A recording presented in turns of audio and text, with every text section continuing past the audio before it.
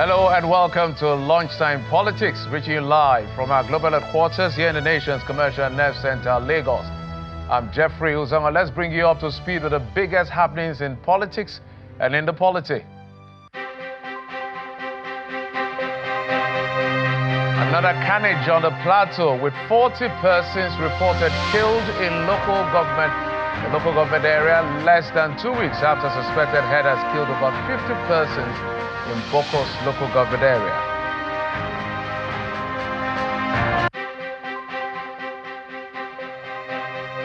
And not out of the room yet, coalition of women's group lead march in support of the state of emergency in Rivers State, suspension of elected officials in the state.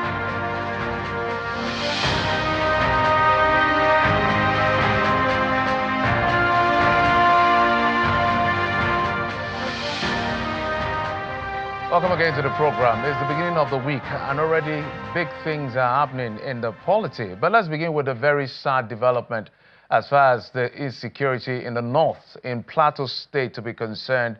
Plateau State, to be precise, is concerned. In a grim reminder of the ongoing insecurity challenges in Plateau State, another community has been targeted by deadly violence. At least 40 persons this time have been reportedly killed following an early morning assault on Zika community in Kimangba, Kwala district of Basa local government area of the state.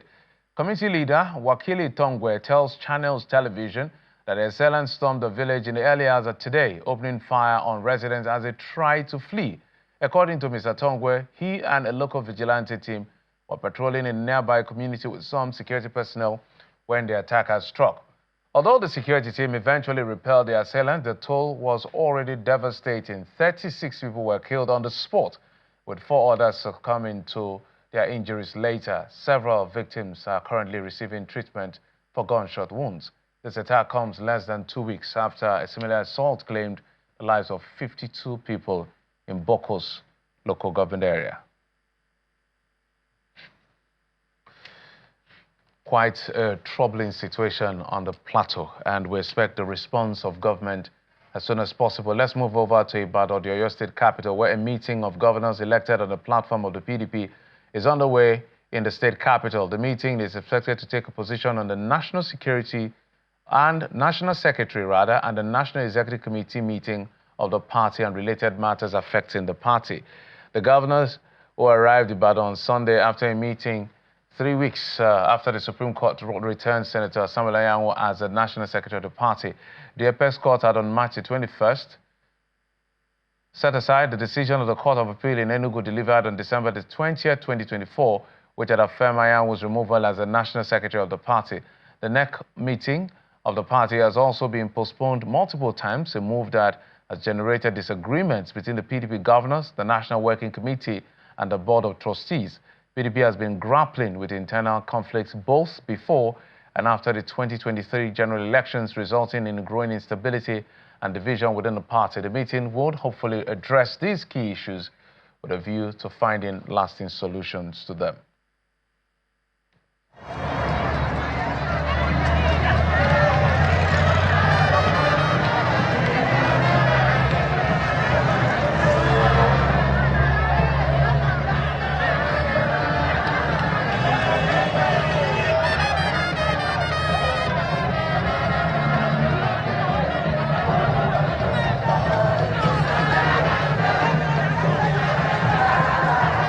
Yes, you're seeing pictures coming in from Port Harcourt, the River State capital. Tension continues to rise as women take to the streets in a dramatic show of support for the recent declaration of a state of emergency by President Bola Tinubu. A large group of women, all dressed in white, as you can see, marched through the streets of Port Harcourt from the Garrison flyover to the Azigboro Park area, holding placards with bold messages such as "State of Emergency is constitutional and we don't want Fubara."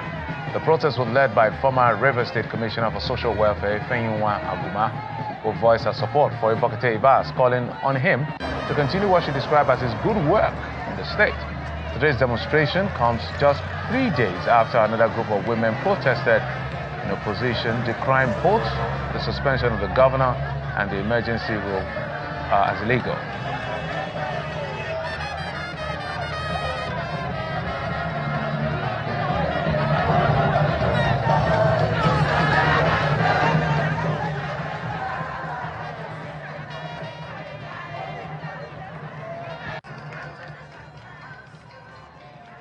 We understand that that was not only the protest that happened. Somewhere far away from Port Harcourt in Ahoda, there was another protest. This is pro-weekend, and there's the pro-Fubara that was taking place in Ahoda. But we understand that we don't have those visuals, but we had those reports, and we were told that they were dispersed, whether by tear gas and all of that. But our correspondent who is in Port Harcourt is joining us now. Charles Oporum is our correspondent who has been following this development as much as it started.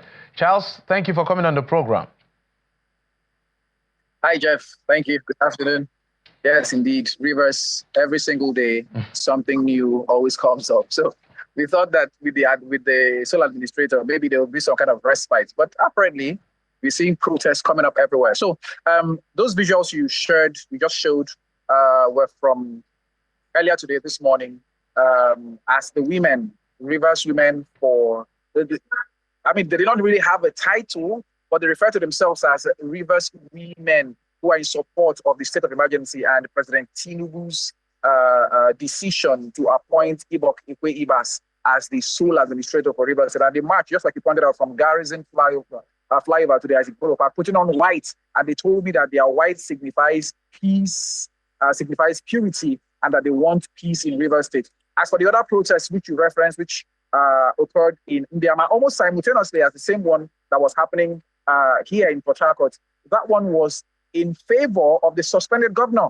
They were asking that the governor be brought back and that the emergency rule be lifted, in the state. So, but the pictures we're seeing coming from there, the videos on social media, which we haven't confirmed just yet, but I'm still on that, have shown that there was some kind of dispersal. We saw tear gas canisters for that one that happened in Ndiama, which is in Ahoda West, about an hour, 30 minutes drive from Port Harcourt. Jeff.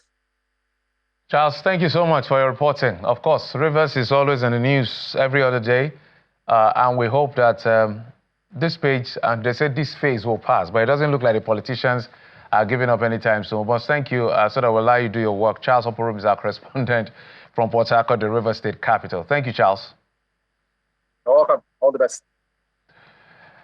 And away from that, let's head to what has been playing out recently. This has been an ongoing issue before the 2023 presidential election, but another opener just came up where a court in the United States District of Columbia has directed the Federal Bureau of Investigation and the Drug Enforcement Administration, DEA, to release records of their investigation of President Bola Tinubu's involvement in alleged drug trafficking. In April the 8th, 2025 judgment, the judge, Beryl Howell, ordered that the FBI and DEA must search for and process non-exempt records responsive to the FOIA, Freedom of Information Act, requests directed to these agencies. The judge ruled that the evasive GLOMA responses was previously issued in response to the FOIA request on matter must be lifted. GLOMA responses are given by government agencies to neither confirm nor deny existence of a particular information requested. Back in 2022-2023, an American and founder of the plant site, Aaron Greenspan, has sought investigative records about President Tinubu, Leandris Edwards, Moise Adegboyega Akonde, and Abiodun Agbele, who were allegedly associated with a drug ring. Well, in a swift reaction, however, the presidency downplayed the judgment, saying there is nothing new to be revealed. In a short statement by the presidential spokesman, Bayo Nanuga, written in part, there's nothing new to be revealed. The report by Agent Moss of the FBI and DEA report have been in the public space for more than 30 years. The report did not indict the Nigerian leader. The lawyers are examining the ruling in the court. Also reacting to the judgment, another presidential spokesman, Daniel Bwala, said the judgment is not different from the ones earlier given on the case. He was speaking on one of our programs.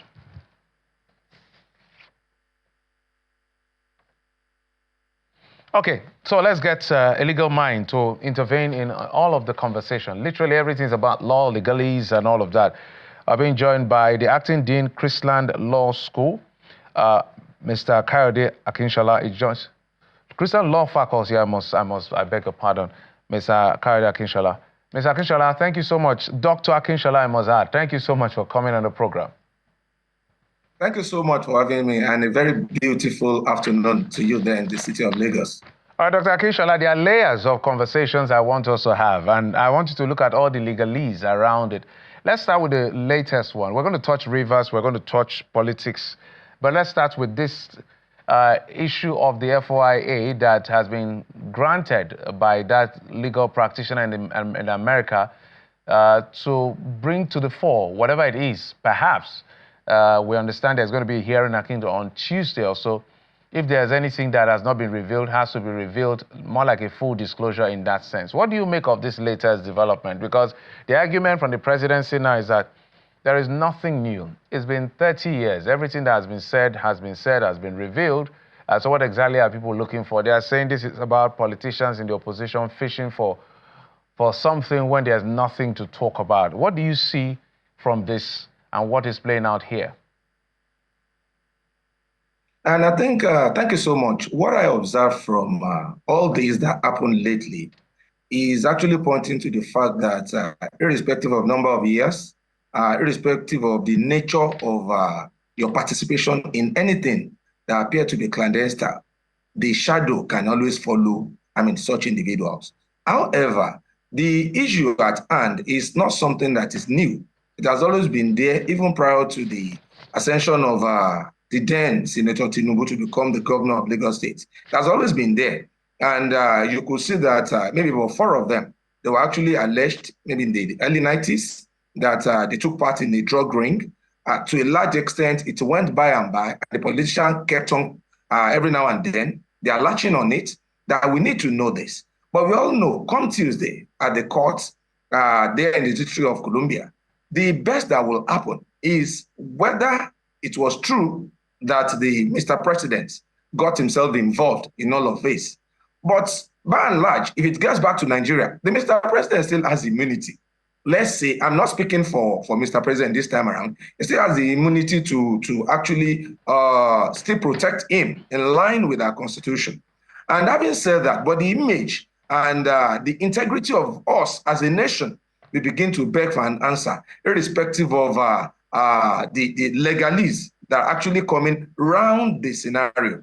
Because when you look at it, the FBI, the CIA, the DEA, all of them, they are the ones that were actually empowered by this court to go ahead and make public what they have actually found out over the years.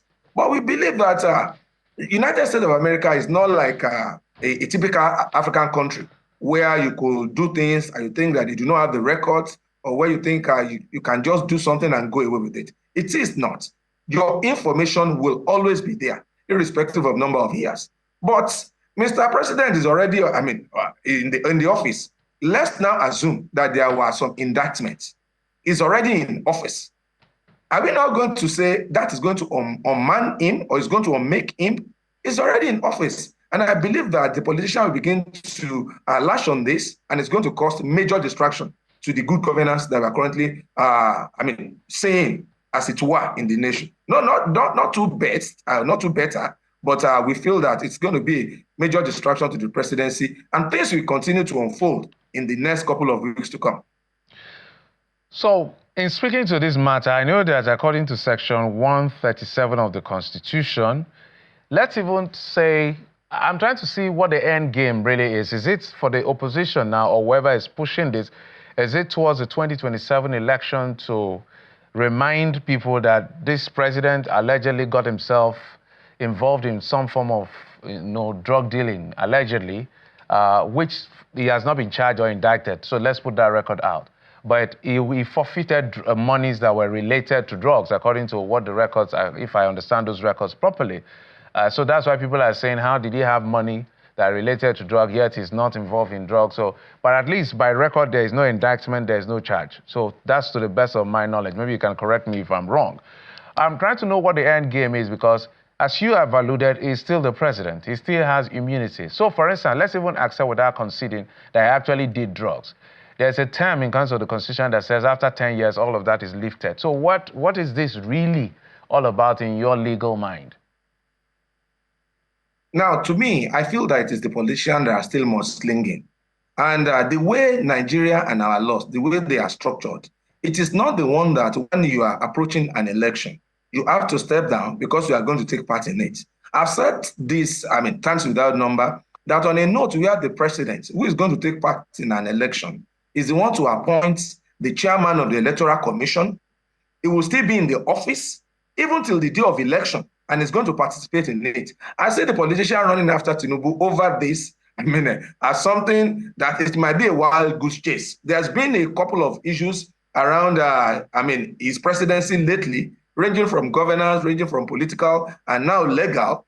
All of these, they are calculated attempts by the politician to actually distract the president. And I'm sure that it might not really last the test of time, because the way we vote in this nation, the silent majority, there's a kind of way they tend to do it, which might not really be open to a typical Nigeria. But basically, because Mr. President is still going to enjoy immunity till the day of election, I wonder, let's assume that there's an indictment against him, or we now want to register such thing within the Nigerian precincts. It might be something that might not really have an headway when you look at it, because Mr. President is enjoying immunity. What people are still saying is that, what the court actually says is that the DI and FBI go and make it public. And it's still an ongoing conversation at that court as we speak this afternoon. So for me, I think Mr. President will still enjoy the immunity, and all of this might end up to be an indictment that, the opposition or whoever that is behind this might not really be able to execute within the context of Nigerian, legal system. This I am very sure about. Okay, let's move on to other issues away from this particular one. It's an ongoing conversation. Politics is on the way, so there's going to be. I just wanted to find out the intent and what this can be made out of at the end of the day. But let's talk about what we have seen played out from the Supreme Court. The Supreme Court is a court of public policy, is a court of finality in that sense. Whether they are right or wrong, they are right. That is what the law says. It doesn't mean they're infallible, but of course, if they say something, it is final. So we expect that when the Supreme Court gives a ruling, it's supposed to give finality to whatever contention or contending powers there are. But with political parties, it looks like it unearths another set of crises. Two examples. PDP is in a turmoil right now over the national secretary position after the Supreme Court has given its ruling. Labour is even in greater confusion. There are three people laying claim: Abure, Nenadi Usman, and one other. Okay, Lamidi Apapa has come into the fray, and there's another gentleman at some point, but that's not come out yet. So the Supreme Court has constantly said, when it comes to membership and leadership of your party, please, it's not justiciable. In fact, the lead judgment said, it's like going into a realm where angels fear to tread. That's the language, the obiter that the judge used in that sense. Don't bring it here to us. Party Supreme, go and look at your laws and follow your laws strictly as it is. But after saying that, it is now more confusion than even clearer direction. I want you to give us some perspective as to how this can be resolved, because now everybody is still laying claim to the throne. In the case of Labour Party, there are 3 people. In case of PDP, there are 2 people. The PDP governors are meeting right now in Ibadan to make some decisions ahead of their neck that has constantly been shifted. You see, we'll be deceiving ourselves if we are saying we do not know that the handiwork of the imbroglio that we are seeing in those 2 major political parties, they are not an offshoot of the APC's hand. There are a couple of people that we tend to have in PDP, for example. The Minister for FCT, Wike, as it stands today, sees himself as a member of PDP. And kind of, if an individual that is in PDP, you see him coming to fore to support APC, we'll continue to have such drama among the members of the political parties who are opposition party to the APC. All of these are games towards 2027, because it is common knowledge that if all these opposition parties, if they could not find themselves together, there is no how they'll be able to find a formidable force to challenge APC come 2027. All of these have started playing out. You will see, because Labour Party, for example, you will see, Abure here, Papa here, the other man laying, say, oh, I'm the one that is. But when we talk about law, political party, we have freedom of association. It is not a must that you have to belong to a political party. If you are expelled, if you are saying, we do not want to see you in our political party, you are bound to go. But what we have seen lately among the political parties is that people tend to go to court to get either an order or a judgment to validate their rights. Political party, they are meant to be an entity that will not have an interference of either government or or a court giving an order. It's as good as circumventing the will within the whims and caprices of every member of that political party. Supreme Court has said it times without number in so many plethora of cases. A court is not meant to delve to an internal organization of any political party. But reverse is what we tend to have. The recent Supreme Court judgment, validating it's something that I will regard such as an aberration. And you begin to see so many things, whether rightly or wrongly, as we have said earlier, Supreme Court, they are not infallible, depending on what is canvassed before the Supreme Court. Though the Supreme Court can override itself, if you're having a small number of panel, what I meant by that is that a 7-man panel can override the decision of a 5-man panel of Supreme Court. But by and large, we continue to see some of these games, which are handiwork of politicians playing themselves. And we see what is actually good. The reverse also, what you see in PDP in reverse is alarming. And when you go to majority of the states in Nigeria, you begin to see them little by little, money playing part. You see some people cross-carpeting at will, and we tend not to have discipline when it comes to party supremacy. People are no longer looking at the dictates of the party. They look at who are those people in government. Some people were elected into office under the umbrella of Labour Party, even in Lagos. So a number of them, they have all gone to APC now. Nobody is talking about party discipline. Everybody is just doing what they like. So this is a major challenge. And we believe that all of this will continue to go on if you fail to... At the end of the day, you know, I'm going to piggyback on something you say. I have interviewed by privilege of what we do, politicians across board, from the highest to every other person. And it is clear to us now, no matter how much they want to defend it, but personally, that's my position. When it comes to political party ideology, there is none in Nigeria, or not effective, because people can have personal ideology. And I always give an example, how Muhammadu Buhari, who is a member of the APC, who led this country for 8 years, was more of left of center, while President Tinubu, in terms of his economic policies as well, is more of right of center within the same political party. You don't see those things in stricter climes when it comes to ideologies in that sense. But there's something you mentioned about the position of the Supreme Court, which I want you to speak to as we begin to wind down. Section 137 of the Electoral Act says, it shall not be necessary for a party who alleges non-compliance with the provision of this act for the conduct of elections to call oral evidence, underline oral evidence, if originals and certified true copies manifestly disclose the non-compliance alleged. But we see the Supreme Court kind of, allow me to use the word in a layman's term, overruled the position of the law on this when the presidential election happened, where we still saw the call for witnesses, which is what the provision of this law is meant to correct. So when we have, permit me, correct me if I'm wrong, the pronouncement of the Supreme Court in conflict with the pronouncement of the law, what do we do?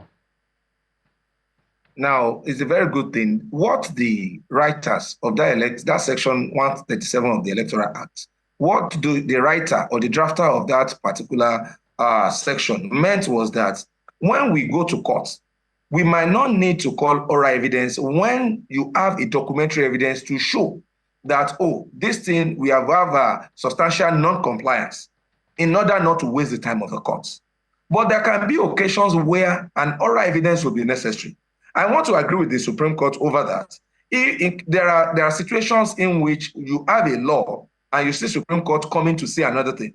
The reason is because the law might not be 100% perfect by the time it is being passed and they are made laws. You understand? So for Supreme Courts, for them to have said that, oh, you will need an oral testimony for you to buttress what has actually been put forward in terms of documentary evidence, It depends on the So, nature and the circumstances. Doctor, just a moment. So, in querying this, because this is the question I expect. So, for instance, if you go to court and you are adjudicating as a litigant or you have lawyers go to court, the first thing most of the time that will be decided is jurisdiction. Jurisdiction is always the first thing, or one of the very initial things to know whether that court is competent to hear the case or not. I am feeling, because the challenge now is that even if you have 200, 300 polling units and you're disagreeing over, it looks like you still have to provide those number of people, wasting the time of court. People don't want to go to police station or any court. They don't want to be witnesses to anything. But the documents that are presented are INEC documents. So what are the first questions that are asked? Is it that the judges are not asking, are these documents, call INEC to say, are these documents yours? Or it is after INEC has denied the document, what exactly will force the judge to say, I need physical evidence? If the INEC is there and has not denied the fact that those documents are theirs. Now, the nature of the election petition generally is a declaratory in nature.